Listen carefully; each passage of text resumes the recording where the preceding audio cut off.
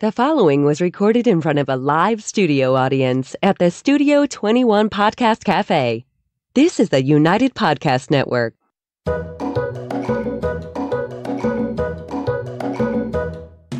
Welcome to the Quirky Dog Podcast, inspired by some of the quirkiest dogs you can ever imagine, and the owners who love them.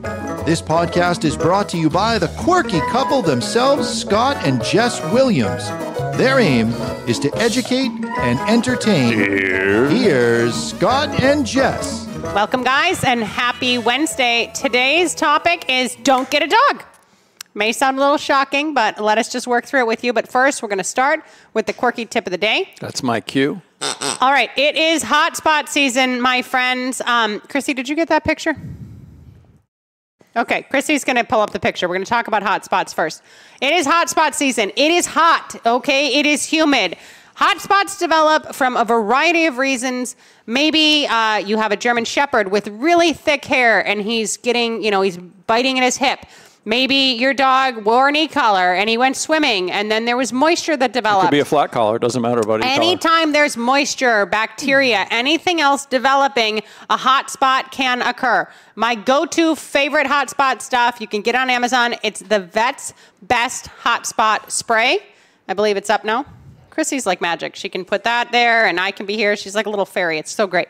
You guys, I love this stuff. It's great. Hotspots, sometimes, yes, you have to go to your vet, get oral antibiotics. They have to shave the area and intervene. But if you see something early, stop it. There's great products out there. Vetricin, colloidal silver, everything else. As far as hotspots go, this is my #1 over-the-counter go-to. Check it out and have it on hand because they can pop up on any dog. And the hairier the dog and the more drooly the dog, the longer beard the dog has, the more prone they may be to hotspots. Yeah, I mean, if you haven't seen one or you're not sure what it is, it's like a sore on their skin. That's moist. Yeah, and it's oozy and it's ugly. But you got to address it. If you address it immediately, you can reverse it very quickly. Yes. If you let it go, it could be a nightmare where the dog's whole body is getting sores all over it. And another thing that would come in handy with the spray is a cone. Yes. You don't want the dog licking at it. Keep it clean and keep it dry. It can get ugly real quick, guys. You guys, hot spots are a thing. And you can save a ton of money by being proactive and addressing these things. This summer, they're starting to pop up left and right. Okay, so do not get a dog. This is an interesting concept for a dog podcast to talk about. And no, we are not running out of topics. This is for your sister-in-law who's sitting there at your 4th of July party and talking to you about, oh, the kids really want to get a dog and they just watched Benji and we think it'd be a great idea. And this same family, none of them have ever had dogs before growing up. None of them have had any pets. They may be trying for another kid and now they're thinking about adding a dog into the mix. I'm not saying a dog wouldn't maybe fit into that family poetically and perfectly, but let's get a fish or a gerbil or a hamster or a cat and then add the dog when all of that goes well. Dogs, for people who are not in the dog world, and Scott and I now have been doing this for decades, this is just kind of how our lives function, they are a lot of responsibility. And it's not like a cat where you can just leave food out and, go on a long weekend. Someone has to let the dog out. They are expensive. They can have a lot of medical issues. They can have a lot of behavioral issues. You could have legal issues if things go poorly with aggression. So hence the don't get a dog. And we're going to talk about this from a few different perspectives here today. But a dog is not for every family. And I'm not trying to be the meanie that's keeping dogs in shelters. But not every person's a dog person. And that's okay. Embrace that and be okay with that. And we accept that. And we support that 100%. I think every kid should have a dog. Oh my God, Harry. I don't think every adult is capable of owning a dog. But I had a dog when I was a kid. All my friends had dogs, and I'm just a dog person.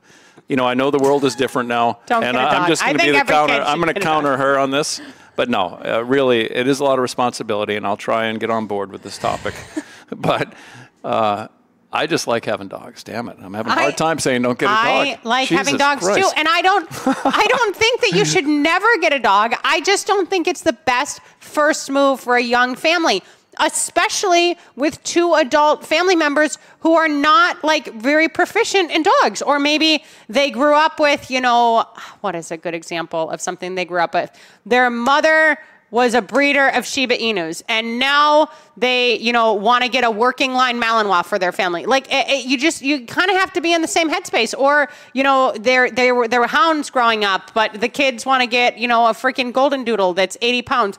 Dog people, there's kind of this like innate dog sense that some people have and some people don't have, and you can learn it. We teach people every day how to communicate better with their dogs and make life more peaceful and harmonious with the dogs that live in their homes.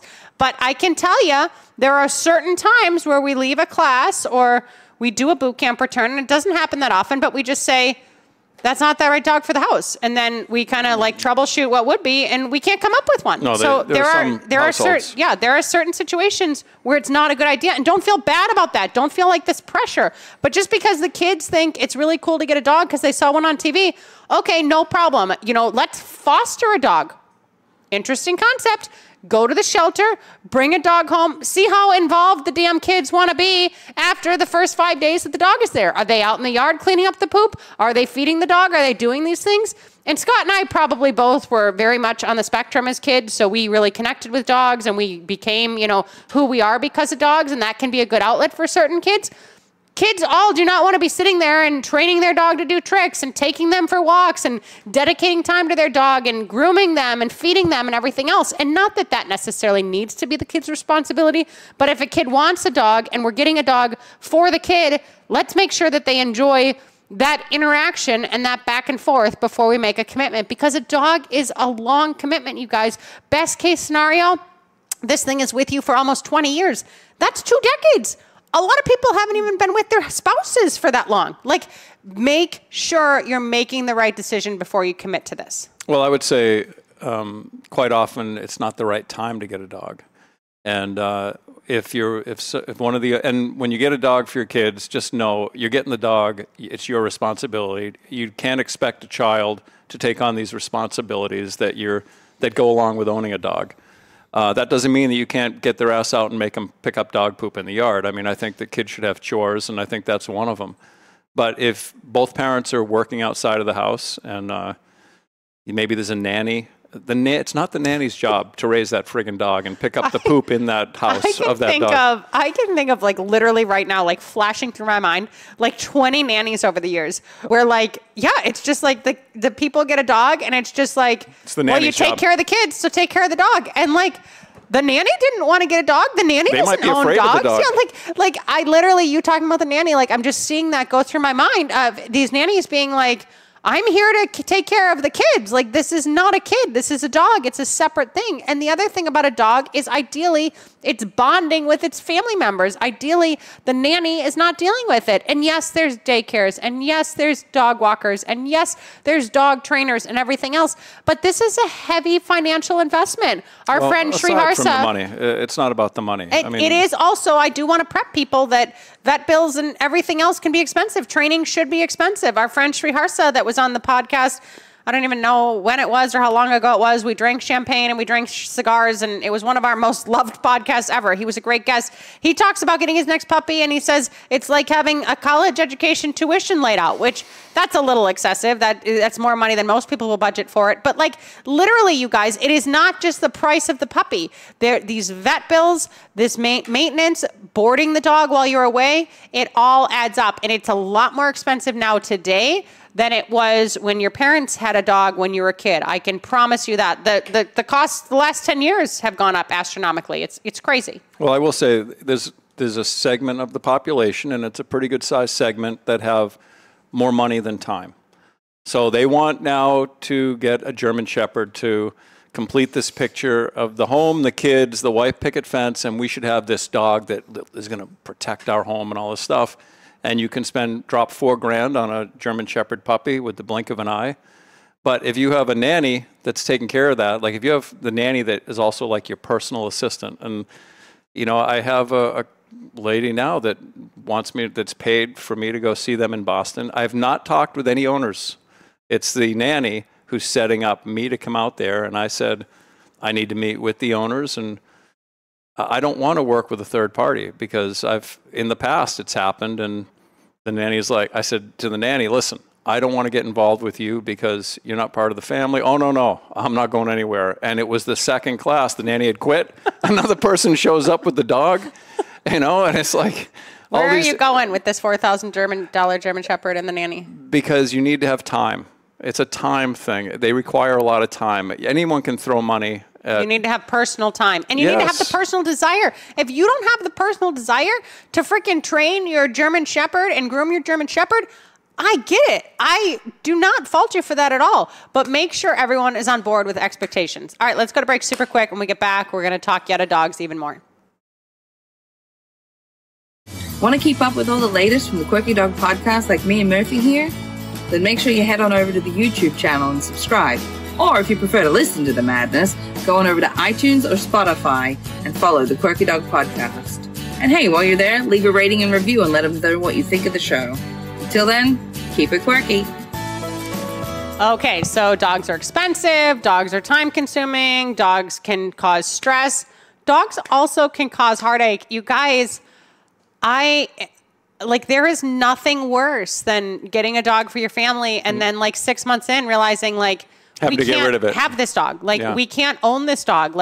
Or this dog has aggression that wasn't, revealed to us if it's a rescue and, one of those situations. Or that could happen to anybody. The dog has an early health issue. I'm just saying that the heartache component of it, you're brutal. listening to all this, you're like, no, I do have the time. I do have the money. I do have the desire. I can handle stress. I have ways to alleviate my stress.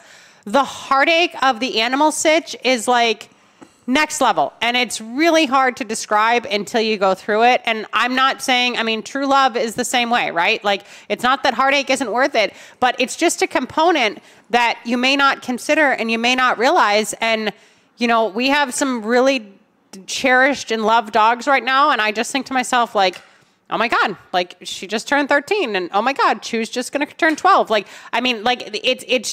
the reality of that more of their years are behind them than there are ahead of them. And that's just a world that I can't even fathom existing without them. You know what I mean? So just know that heartache can be a part of these things too. And again, it shouldn't deter you from this decision.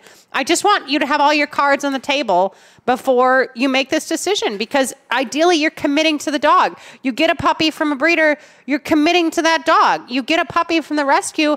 If you're that third dog's home, or a puppy or a dog from a rescue, if you're the third home, we want you to commit to that dog. We want you to be the home for that dog. And we're supportive of rehoming, and we've done a podcast on rehoming and everything else. There's a time and a place for everything. But ideally, if you're making a decision similar to if you're choosing to marry someone, you're not then thinking in the back of your mind, oh, well, I could divorce them and, move on and 2 years later. There's a lot of rigmarole with that. It's easier to divorce a spouse than to get rid of a dog. One thing, if you like to travel, if you like to do these impromptu weekends, hey, let's get out of town. Hey, it's going to be nice. Let's take off. If you got a dog, now you can't. A lot of times you can't take off. Boarding kennels do not have the same availability they used to. It's not just you can have the neighborhood come over and let the dog out a little bit. It does change the reality of your life. So again, not to scare you, but do you have these plans in place? Have you budgeted? Have you planned? Do you have a trainer lined up? Have you done your research? A lot of people, one of our favorite calls is people calling before they get a dog. They're calling, they're hey, I'm thinking about this, and this. I just want to figure out who's in the area. Great. Let's have the conversation. What kind of dog are you getting? Is that dog going to be suitable in your house? When do you want to meet? Yeah, give us a call when you get the puppy. There's work on the front end. Don't get a dog and then wait for shit to hit the fan and then start going through Google and being I need a dog trainer. I can't do this alone. I need help. Yeah, it's nice to have a plan before you go into it, because things can go south real quick. You can wind up with potty training issues that become bad habits, where the dog is just pooping in the house, and they're 6-8 months old now, and they've been doing it already for 5 months. Potty training. I haven't even thought about potty training. Potty training's a whole other curve, and it's not just I got an adult dog. It's okay. Adult dogs can come to you with potty training issues just as easily as puppies. Puppies have more of an excuse. One of the big reasons adult dogs do come that are available is the potty training issues. Yeah. Okay. Yeah. So I guess dogs do really suck. All right. Well, every kid doesn't need a dog. Maybe this is our last podcast. Literally, though, you guys, turtles. Turtles are pretty easy keepers. Your son had a turtle. Your son had a turtle. Yeah, he did. He had a tortoise. Yeah, and it was he really connected with it. He enjoyed it. They live long. Yeah, they can live 20 years or so. Yeah, like there's a lot. And he was devastated when his tortoise passed. Yeah, it was really hard. We glazed the shell for him so he could have it as a keepsake and everything else. So turtles, tortoises, gerbils, fish. Fish are a little bit so-so because, you know, I don't know. I don't know. If you can try the fish thing. If the kid doesn't even want to feed the fish or look at the fish tank, that's one thing. Cats, if you're a cat person, you know, there's a lot of segues into dogs. And it's not that dogs cannot be wonderful, but I think that dogs are a step down from the work of horses, and honestly, dogs are more work than horses sometimes, especially if you have the money. You don't have a horse living in the house with you. Yeah, like, I think dogs are the most difficult animal to own, I mean, honestly. when you get a puppy, it's like having a baby. You got to get up and feed that baby, you know, every few hours overnight, and you got to get up and let that puppy out. If you go to bed at 9, you got to get up at midnight, let the puppy out. The newborn isn't going to be eating stuff. A newborn baby isn't going to be eating stuff and ingesting stuff and having obstruction surgeries and everything else. Puppies are a total pain in the ass. Like, Scott and I have like a pretty strong no puppy policy for training now because it just turns out to be more work. You know, puppies are not just a breeze and just a really fun time in the park. Oh, there's no problem training someone else's puppy at their home. Yeah, no. I don't want it at my home. We're not going to take them. I don't want it at my home. Yeah. No, so just be conscious of this and just kind of get a reality check of what things look like. I love the idea of fostering. I love the idea of taking, you know, a family member's dog, a really neutral lab or something else for the weekend while they go away. Test it out. See how it goes. Scott is not OCD about cleaning. I am a little OCD about cleaning. There's going to be dog hair in your house, and that literally drives some people crazy. Fine if you can handle it, not a big deal, but I just think it's good for you to experience, like, wow, there's these little tufts of hair everywhere, and this is a big pain in the ass. If you get a dog with a ton of hair and it rains, a St. Bernard, a Newfoundland, a Kuvaz, they walk into your kitchen, your entire kitchen and the ceiling, becomes what just that weather was outside. Like, and this can seem comical and this can seem obvious to some people, but people get thrown off when all of a sudden their chow goes out and rolls in a mud pile and then runs in and jumps on their bed with white linens. Like, this affects your life. So just be prepared with how you can put protocols into place, what the reality of things will look like. Do you have finances in place? 100%, 180%, as I like to say on the podcast all the time.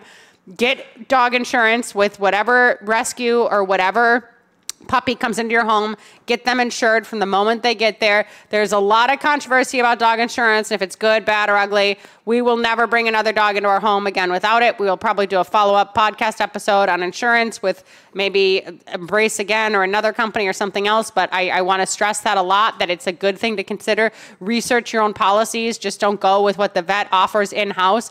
I think in this day and age, with the types of bills that we have seen dear friends facing and luckily being able to financially deal with this year, it just changes the game. When we're talking 5 figures for surgeries and procedures and everything else, it changes the game. And it's not that the vets are screwing us. This is just that things are costing more. So really do your homework. Maybe get your feet a little bit wet. If you're going to get a puppy and you want a specific breed, don't just go on and do a Google search. Research breeders, talk to breeders, go to their home, meet the parents, like really investigate that, because that matters as well. The genetics of the dog that comes to your home. We see it time and time again. This really nice puppy that was tons of money, that was supposed to be an angel, has some pretty huge genetic triggers, whether it be, you know, an overbite or stomach issues or anxiety or something else. Not all breeders are created equal. So do your research on the front end. And if you want a dog, good. That's fine. Do it for you. And the kids support that choice. That's great.